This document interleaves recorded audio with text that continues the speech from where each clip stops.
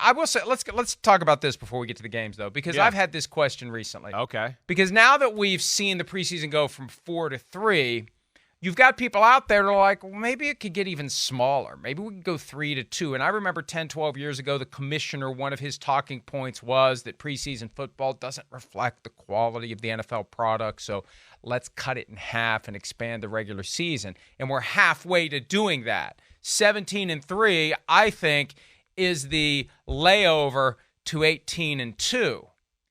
So, two-part question. Number one, do you agree with me that it's inevitable that it will be 18-2? Once they make the game safer in enough other ways, then they'll say, hey, the game's safer, let's play 18 and cut the preseason to 2.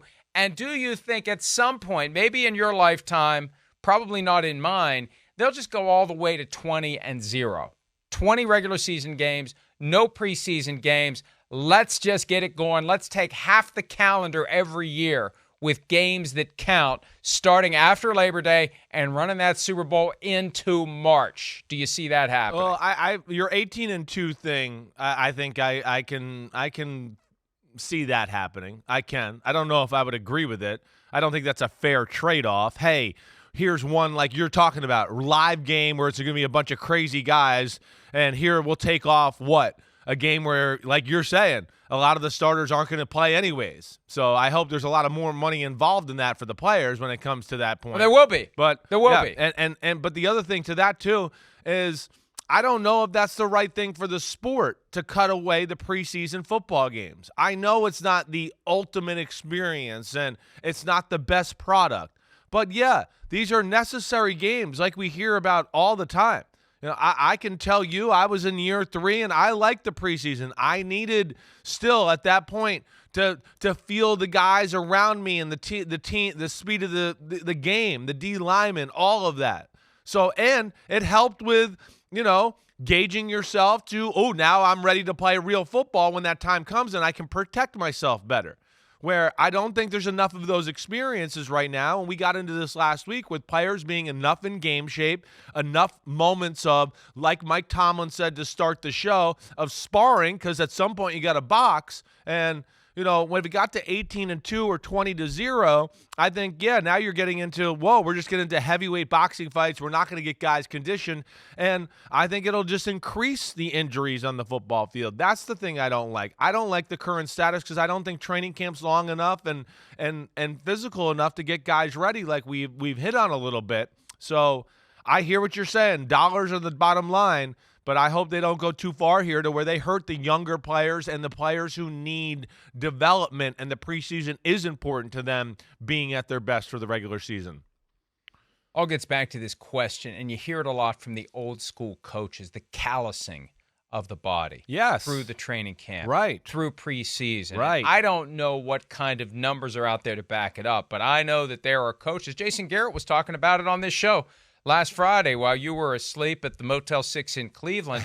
Jason Garrett was talking about how one of the things with running back durability may be that they're less durable because they're put through less fire, basically, in training camp and in the preseason. They are made to be less durable in the regular season because they're not toughened up the way they used to be to withstand all the various hits and potential injuries. I don't know that I agree with that, but that's the mindset that's out there, and we've talked in the past about how the watered-down training camp and preseason possibly contributes to early season injuries because guys just aren't ready. Right. But again, the dollar drives the bus here. That's right. I know that. The dollar drove the bus to 17. The dollar's going to drive the bus to 18, and then the bus is going to keep going to 19 and 20 because what is making that thing go?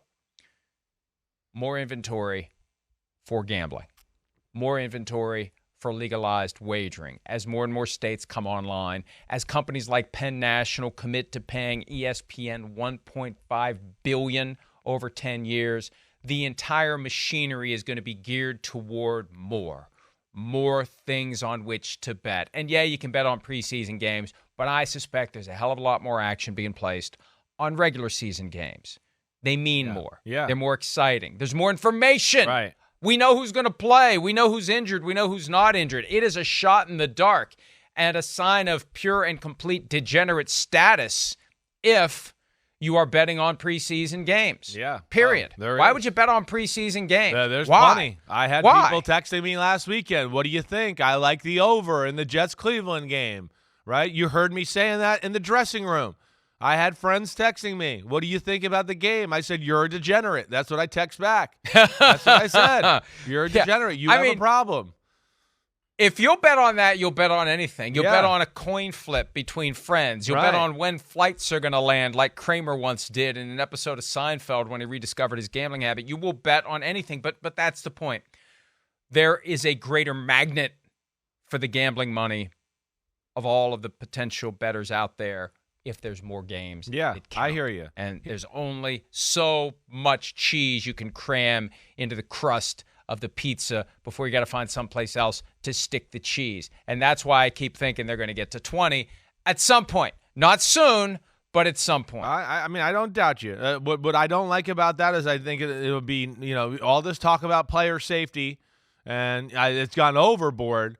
But those are the things they're going to do to take preseason away and all that. I don't think that would be good for the players. Like you talked about, calloused conditioning, getting used to getting hit, being in those weird positions, and having the body condition to be, oh wait, I am in this weird position and I have a guy on me. I've been there. I've done that. That's real. I don't want to hear too much about player safety until we start getting grass on the fields. It's kind of just like, to me, goes in one ear and one out the other. I don't want to hear it from the NFL people right now. All right, that can be easily fixed. The other thing, too, just to jump onto that, is they want to make the game all about the quarterbacks, right? And they're doing that. And to my opinion, they've gone too far in that department as well. But where I would argue the preseason, then we're going to lose the chance, if we have no preseason, of having a Bryce Young or a C.J. Stroud being a starting quarterback week one. There's not going to be enough time there for them to develop, feel comfortable. I just think it's setting guys up for a disaster that way. It's very important for these guys to play tonight and get some reps under their belt before things get real. All right, we're going to pivot to that because we will see C.J. Stroud tonight. But how much do we really see these guys? How much reps do they really get in the preseason? I understand what you're saying, but it's not like they're playing a half of 3 preseason games. There's other ways to get them ready. Joint practices get them ready. Mock games in practice get them ready. Intra-squad scrimmages get them ready. And again, Chris, if the money is going to drive this bus, nobody at 345 Park Avenue is going to give a crap about the struggles of getting your guys ready. That's on you. It's on you to get your team ready for week one. Either way, we're going. And if you want to unofficially treat week one kind of like preseason, that's fine for you and your team. The games count, though. I mean, we've seen the Patriots kind of be that way. It takes them a month to figure out what they're going to be now because Bill Belichick can't get them ready the way that he used to. Yeah. So September games are an extension of the preseason.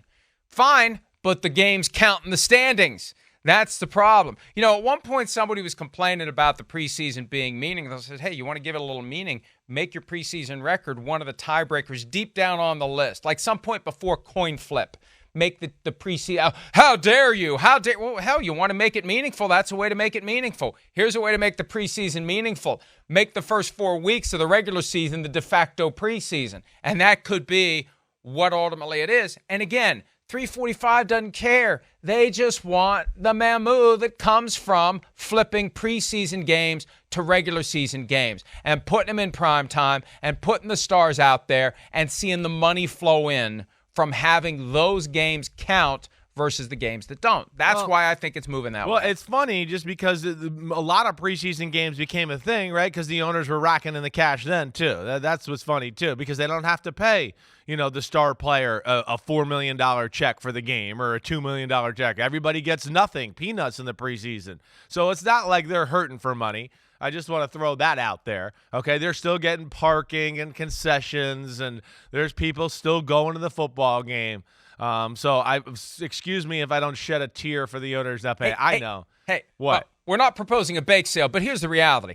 They don't care about the money that comes from the stadium. They care about the money that comes from TV. I get You're going to get a hell of a lot more from TV if those games count than if they don't. I mean, I don't know what the numbers are. I don't know what we pay, NBC, anybody else pays for preseason games. But I guarantee you this. You take those 48, 49 now preseason games and you make those extra regular season games, and yeah, they're going to be more valuable. Well, here a lot more valuable. I hear you. I hear you. All right, but preseason's here for now, and let's stop the and we're going to get to it. And all I that. know. But here, this is the other thing. I just want to make the point of. So what you're telling me is the producer's talking to you to move on, but not me. No, he's not. I just think it's time we should talk on, and I'm here Howie Roseman in my ear going conspiracy. I've been trying to move it on. That's what I meant. But wait. You got us on the subject, and now we're going to finish it. Here's the other thing. You can do practice and inter-squad scrimmages and like you're talking about and all of that, right? But there's still nothing that can replicate. And first off, what gets guys injured? Not being conditioned to the moments, not being ready to play because they haven't been hit in live tackling situations and all that. When nerves and being tentative can get you hurt. Oh, Mo, where am I? Oh my gosh, I'm a deer in the headlights, and now you're tentative and you don't want to play. Those are the things you work out in a preseason game, especially for the young guys. Like CJ Stroud's going to break the huddle tonight in his first play, and his mind's going to go, holy shit, I'm the quarterback of the Houston Texans, and people are yelling and cheering. This is unbelievable. Oh, wait, what's the play? Hold on. And they're going to have to think about it. And there's going to be a whole bunch of young guys going through that too.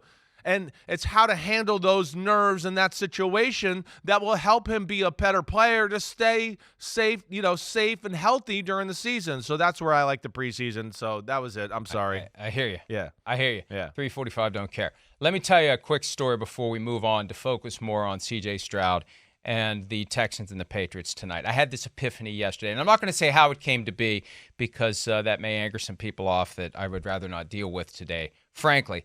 But I got this way from one specific moment in my childhood, and we all are the product of something that happened in our childhood. The reason that I am a top 5 conspiracy theorist in the eyes of Howie Roseman, I had a paper route when I was a kid, and that is not an easy assignment. Every morning, going door to door on a bike, on foot, rain, sleet, snow, ice, whatever, delivering newspapers, and I've talked about delivering newspapers in the past. But there was a night when, as an appreciation of all of the kids who had routes for the Wheeling Intelligencer morning paper or the News Register afternoon paper, they were having a pizza party for us. Restaurant in town, pizza place, all come on, we're having a pizza party to show our appreciation of the folks who are out there every day delivering the news, door to door, house to house, for not very much money whatsoever. So we show up for the pizza party, and they say, hey, you know what? Before we feed you pizza, we're going to have a little fun. You want to have a little fun? We're going to go door to door selling subscriptions to the newspaper before we give you pizza. And I was like, son of a bitch.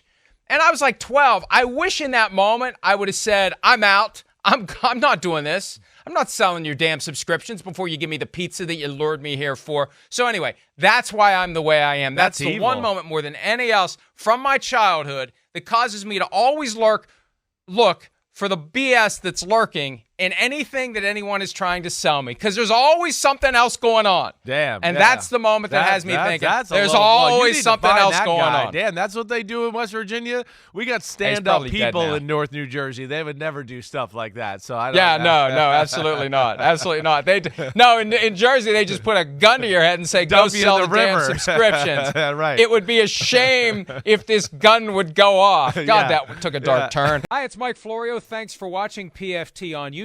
Hit subscribe for the latest news and analysis from Pro Football Talk.